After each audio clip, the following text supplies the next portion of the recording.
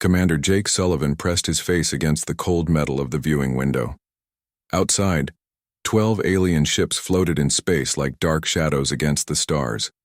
They had been there for 3 months now, watching Earth like hungry wolves. The ships belonged to the Galactic Council, and they were not friendly visitors. Jake turned away from the window and walked down the long hallway of the space station. His boots made soft clicking sounds on the metal floor. Other human workers moved past him, their faces showing worry and anger. Everyone knew things were getting worse. The trouble started 2 years ago when humans invented something new. Dr. Alex Thompson and his team had built a machine that could make spaceships travel faster than light. Much faster. The alien races in the galaxy had their own fast ships, but the human ships were better, much better. At first, the aliens seemed happy. They welcomed Earth into their big group called the Galactic Council. They said humans were smart and could help make the galaxy a better place. But that was before they saw what humans could really do. Jake reached the main control room where President Linda Martinez was talking with her advisors. She looked tired.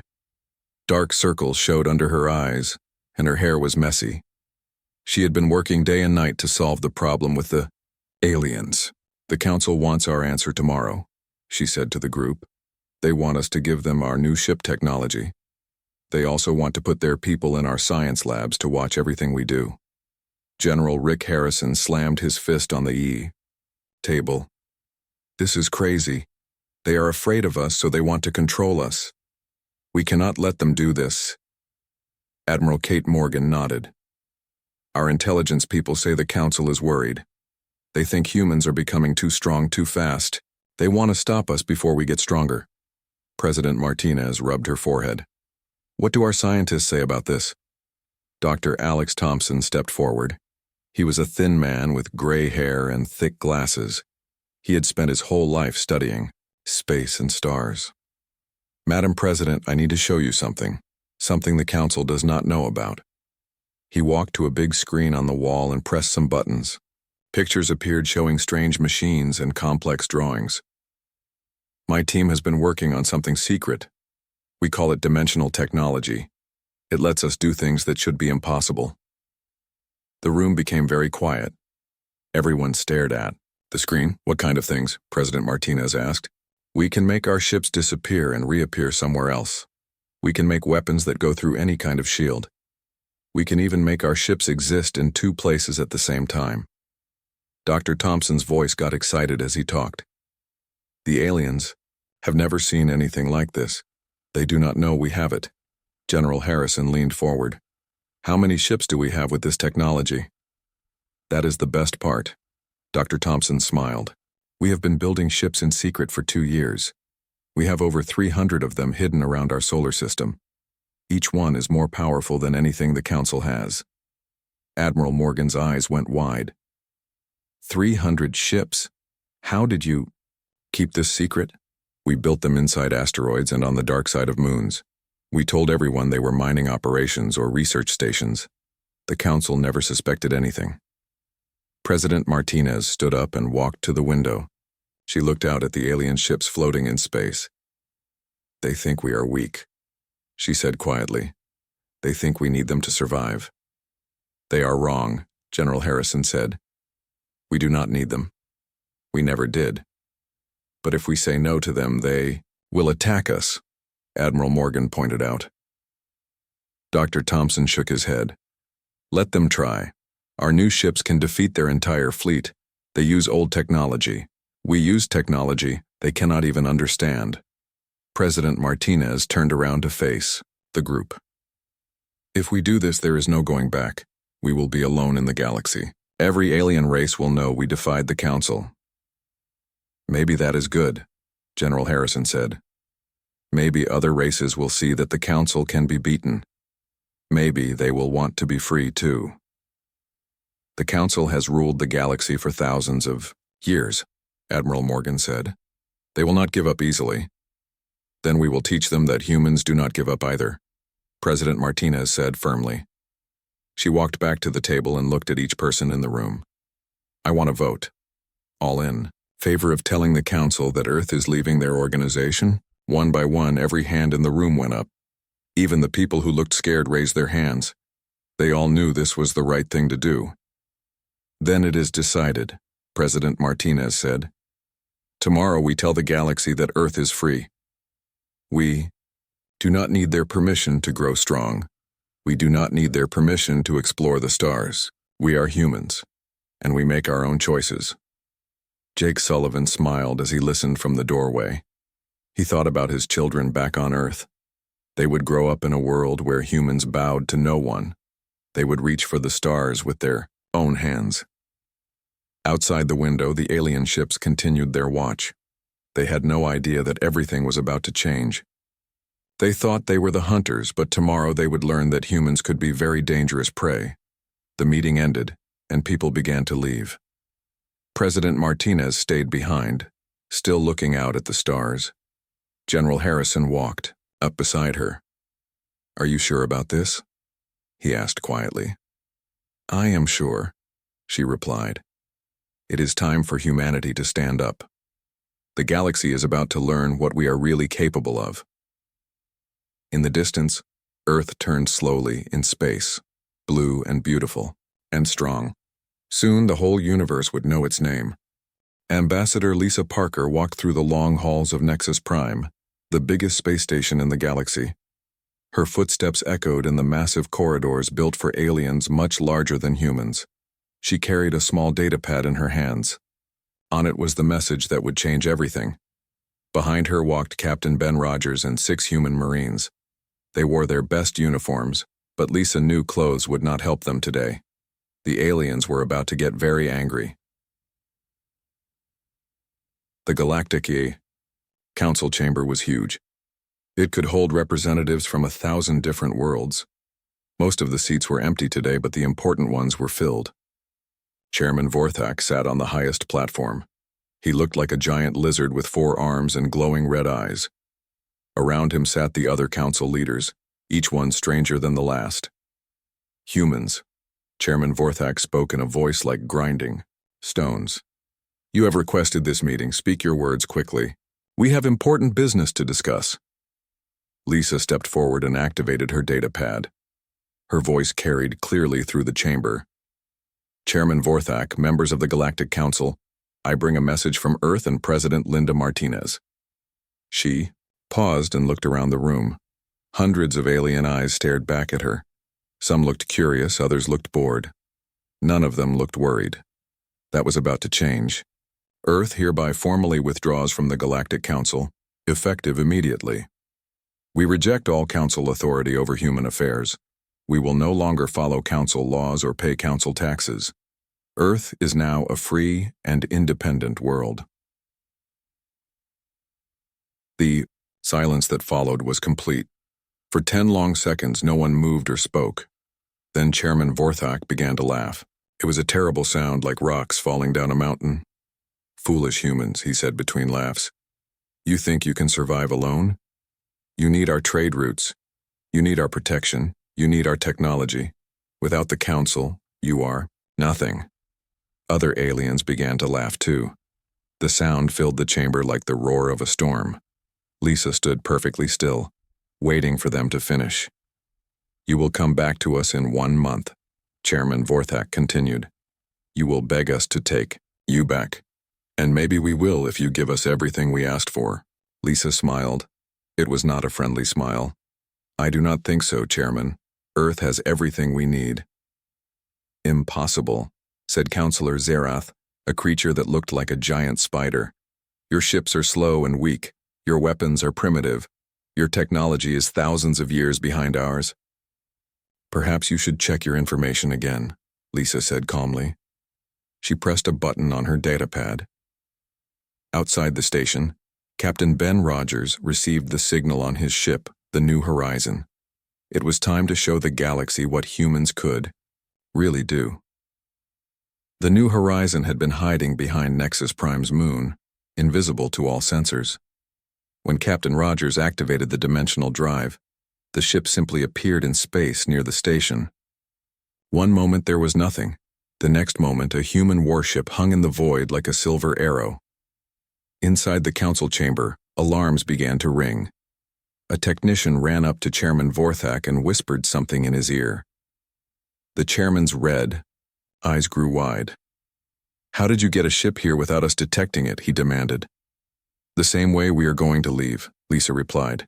Through the chamber's windows they could see Council patrol ships moving toward the New Horizon. 12 alien vessels surrounded the single human ship. Each alien ship was twice as big as the human one. "Your ship is outnumbered," Chairman Vorthak said. "Surrender now and we will be merciful." "Captain Rogers," Lisa spoke into her communication device. "Please show our hosts what the New Horizon can do." Outside, the Council ships opened fire. Bright energy beams shot through space toward the human vessel. Everyone expected to see the New Horizon explode into pieces. Instead, something impossible happened. The energy beams passed right through the human ship as if it was not there.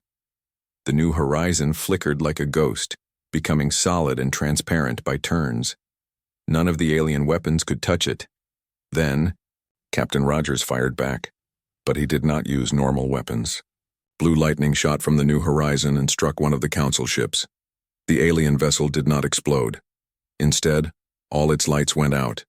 Its engines stopped working. It floated helplessly in space. 2 more bolts of blue lightning disabled. 2 more Council ships. The other alien vessels stopped firing and began to back away. "What kind of weapons are those?" Counselor Zerath asked in a shaking voice. "Dimensional plasma lances," Lisa explained. "They ignore your shields and disable your ships without killing anyone. We could have destroyed all 12 ships, but we chose not to. We are not monsters like some people in this room." Chairman Vorthak stood up from his chair. His forearms were shaking with rage. "This is impossible. Humans cannot have such technology. You are lying." "Captain Rogers," Lisa said into her device. "Please prepare to depart."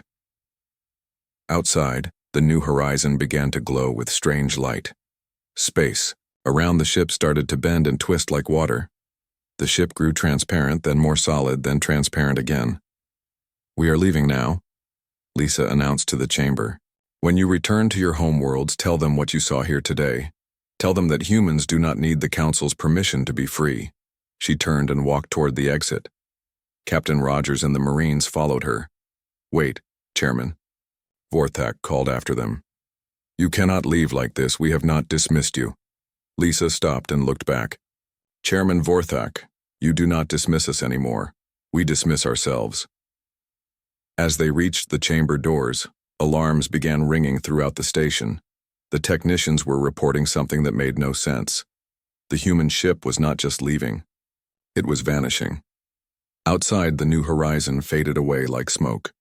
One moment it was there, the next it was gone. No sensors could track it. No weapons could target it. It had simply stopped existing in normal space. The Council chamber erupted in chaos. Aliens shouted in dozens of different languages. Some demanded to know how humans had developed such technology. Others insisted it was all a trick. But Chairman Vorthak sat quietly in his chair, staring at the empty space where the human ship had been. For the first time in his long life, he felt something he had never experienced before. He felt afraid. On the New Horizon, now safely traveling through dimensional space, Captain Rogers smiled as he looked at the readings on his screens. The Council's fastest ships were trying to follow them, but they might as well have been chasing the wind.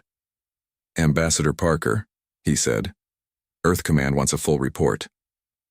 Lisa nodded. "Tell them the message was delivered. The galaxy now knows that Earth is free, and I think they are starting to understand what that really means."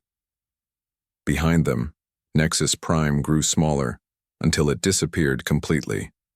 Ahead lay Earth, and a future that belonged to humanity alone. The news spread across the galaxy faster than light itself. On every world and every space station, aliens gathered around their communication devices to hear the impossible story.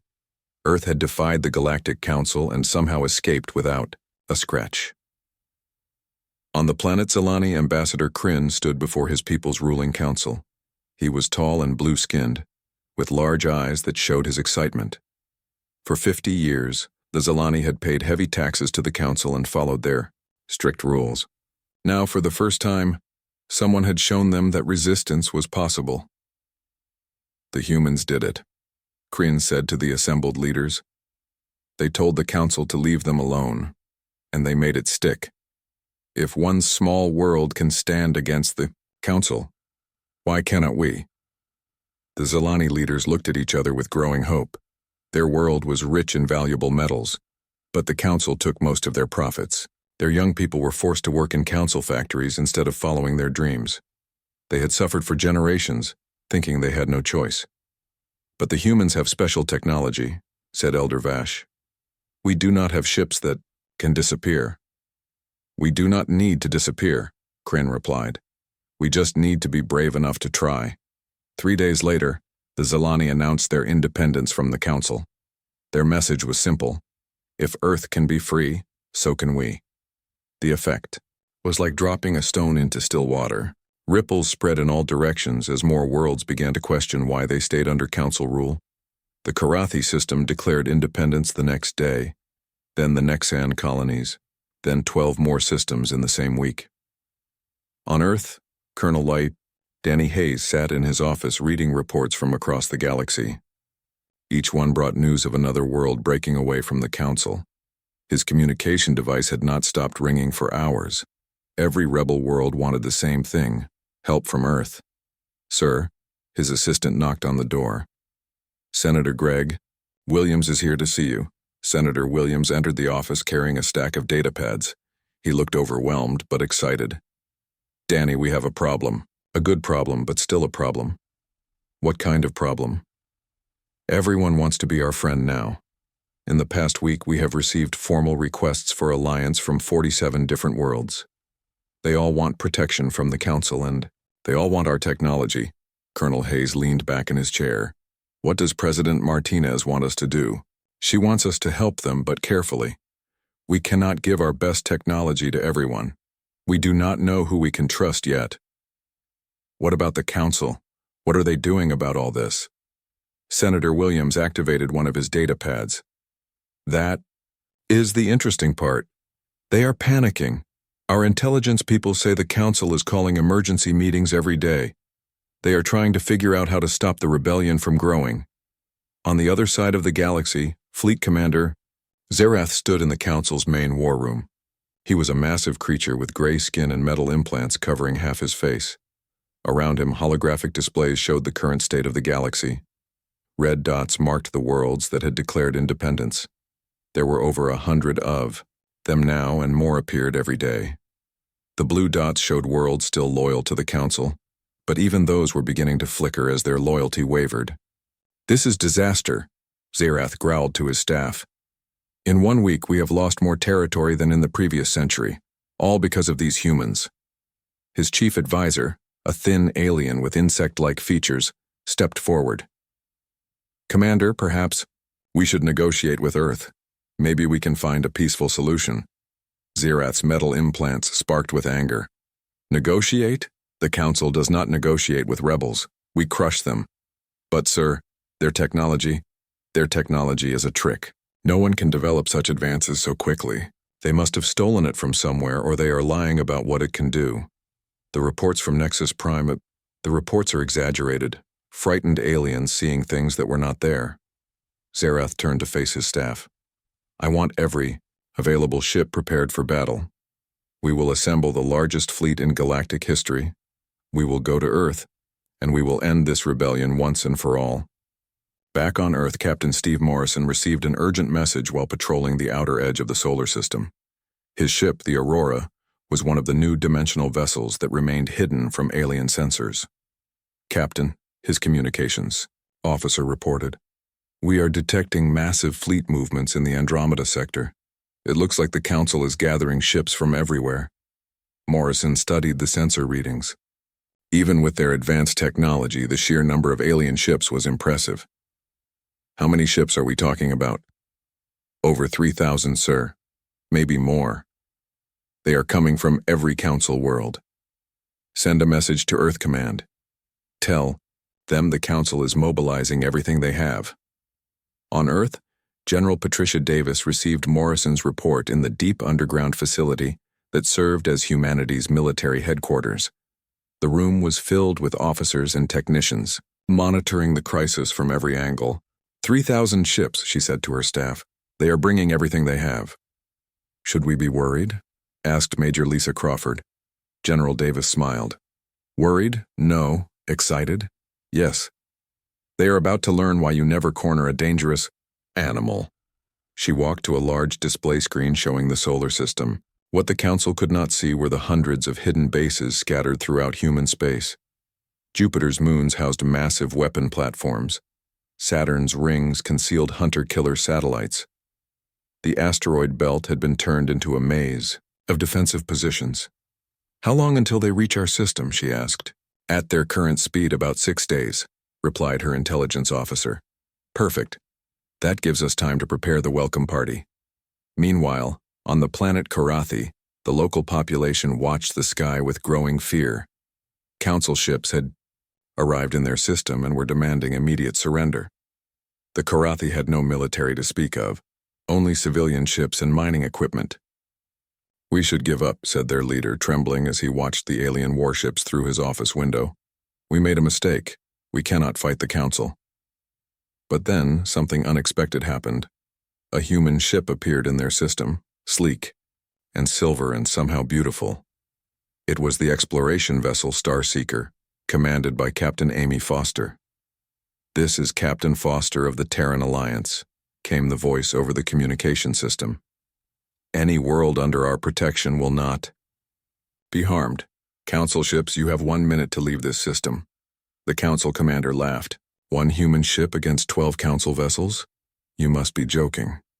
I never joke about protecting innocent people, Captain Foster replied.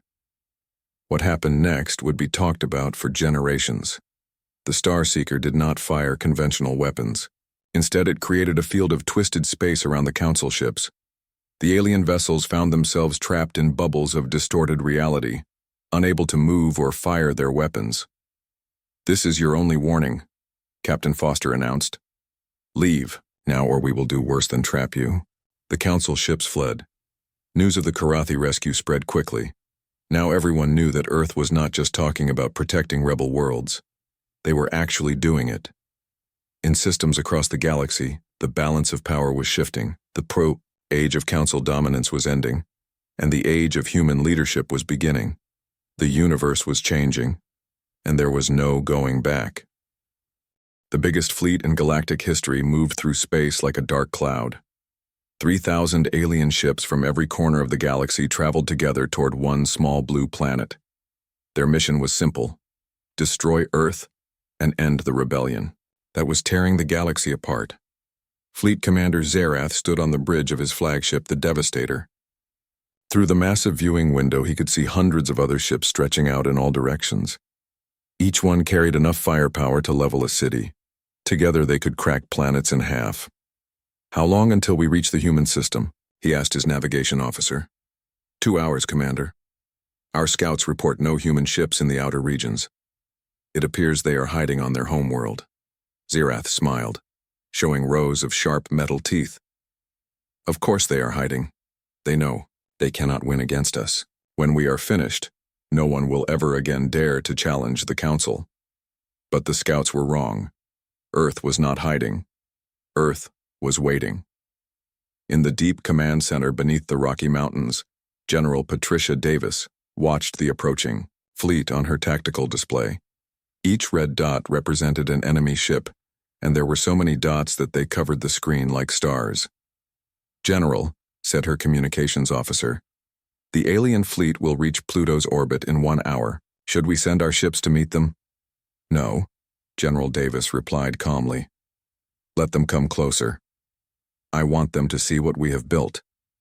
Around her, dozens of officers worked at their stations. They had been preparing for this moment for years. Every human military base, every hidden weapon platform, every secret ship was ready for battle.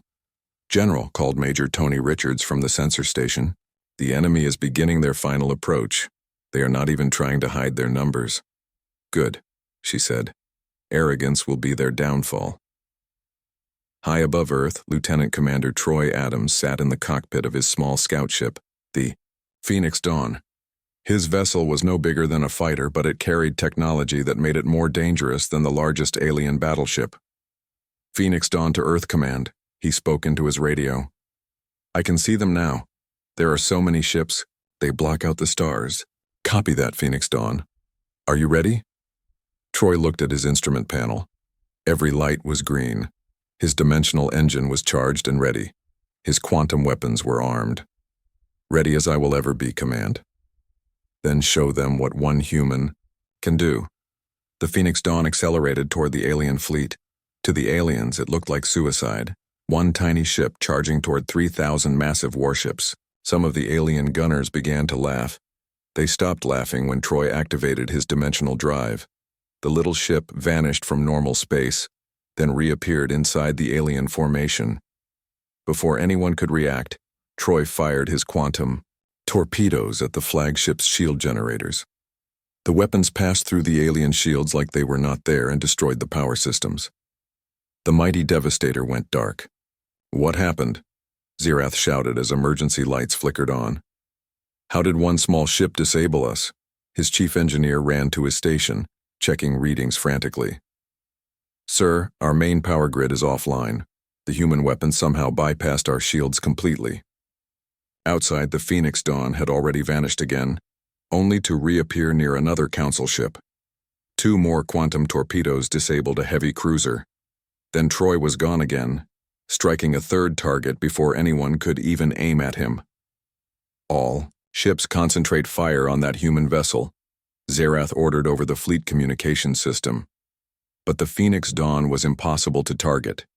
It existed in normal space only long enough to fire its weapons, then disappeared into dimensions the aliens could not reach. In 10 minutes, Troy had disabled 20 of their largest ships. This is impossible, Xerath said. No one can fight like this. That was when the rest of Earth's defenses revealed themselves. Jupiter's moons suddenly lit up with weapon fire. The aliens had never detected the massive gun platforms hidden there, but now hundreds of energy beams reached across space to strike the Council fleet. These were not normal weapons.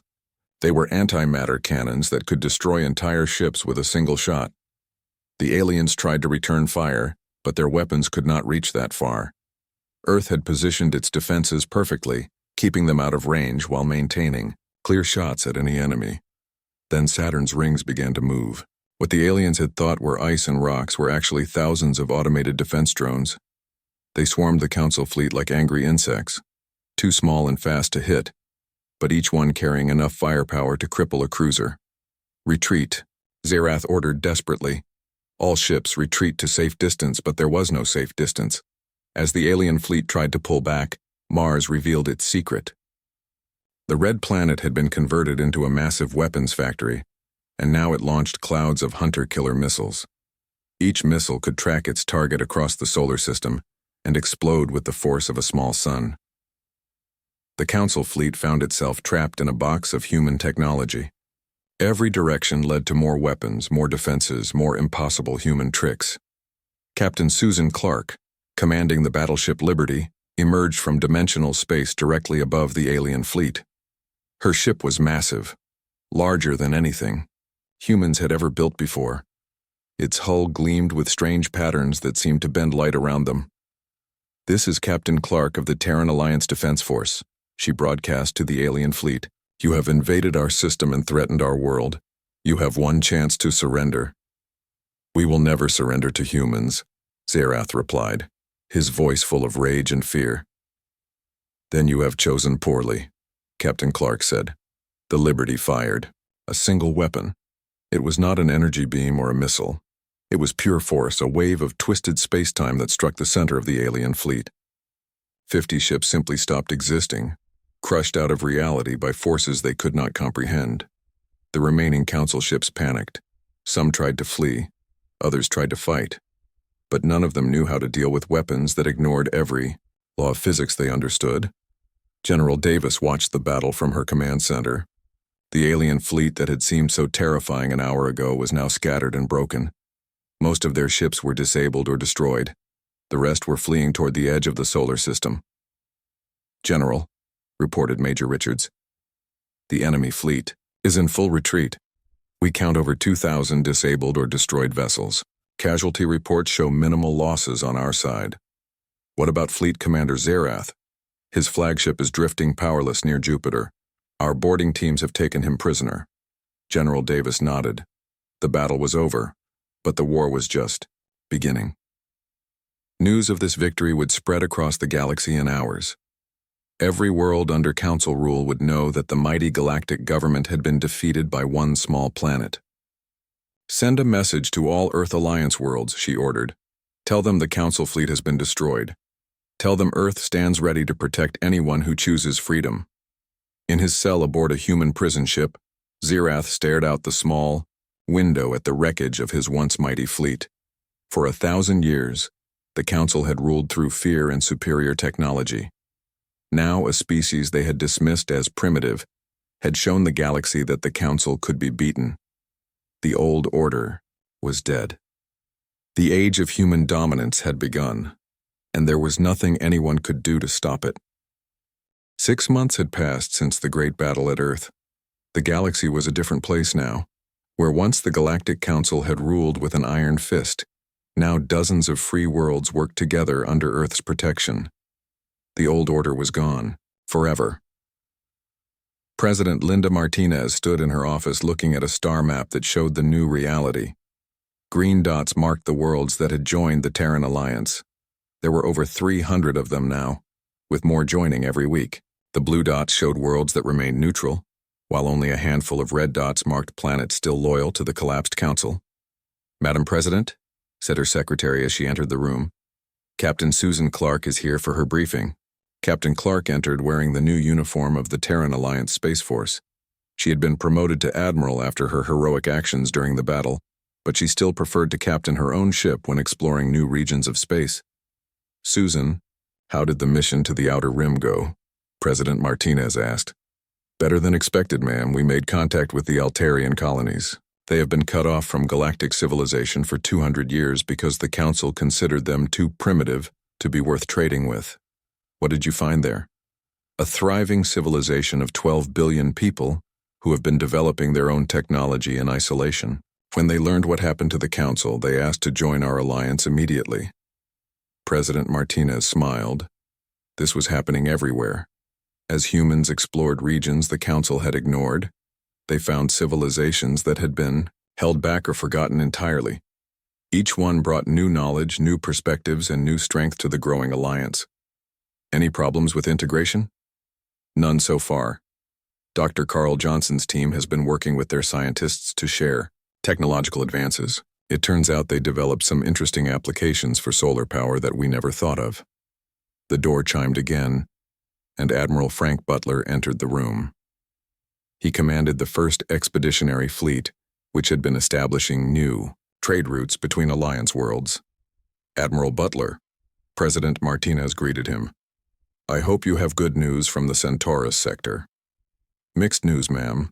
The good news is that we have successfully established peaceful contact with 47 new species. Most of them are eager to trade and share knowledge. And the bad news? We found evidence of what the Council was really doing out there. It is worse than we thought." Admiral Butler activated a holographic display that showed star charts and research data. The Council was not just controlling trade and technology. They were actively suppressing the development of entire civilizations. "We found worlds where the population was kept at medieval technology levels for thousands of years." President Martinez felt sick. "How many worlds?" "At least 500 that we know of so far. The Council would identify any species that showed rapid technological growth and then sabotage their development. They would destroy research facilities, assassinate scientists, or cause wars to set civilizations back to primitive levels. Why would they do such a thing? To maintain control. As long as other species remained primitive, the Council stayed in power. Earth was the first world to develop advanced technology fast enough to break free before they could stop us. This news changed everything. Earth had not just freed itself from an oppressive government. They had broken a system that had been holding back the entire galaxy for millennia. What are we doing about these suppressed worlds? President Martinez asked. We are offering them the same thing we offer everyone: protection, technology sharing, and membership in the Terran Alliance. But some of them will need years to recover from what was done to them. Captain Amy Foster, who had been quietly listening from her chair by the window, finally spoke up. Madam President, I have been thinking about something. What if the Council leaders who escaped try to rebuild their power base? It was a good question. After the battle at Earth, most of the Council leadership had fled to the far edges of the galaxy. They still had some loyal followers and a few hidden fleets. That is why we need to keep expanding our reach, President Martinez replied. Every world that joins us is one less world they can use to rebuild. There is something else, Admiral Butler said quietly. Our intelligence people intercepted a Council transmission last week. The surviving leaders are planning something they call the Final Protocol. What is that? We do not know yet, but it involves an ancient weapon that was supposed to be destroyed. Long ago, something powerful enough to destroy entire star systems. President Martinez felt a chill run down her spine. Do they have this weapon? We believe they are trying to find it. The transmission mentioned searching old Council archives and hidden facilities. Then we need to find it first. She turned to Captain Clark. Susan, I want you to take the liberty and investigate every lead we have about this weapon. Find it before they do. Yes, ma'am. What if I find Council forces guarding it? Then you remind them why they lost the first war. As her officers left to carry out their missions, President Martinez returned to her star map. The green dots representing Alliance worlds seemed to glow brighter, each one a symbol of freedom and hope. But somewhere in the dark spaces between the stars, the remnants of the old regime were plotting their revenge.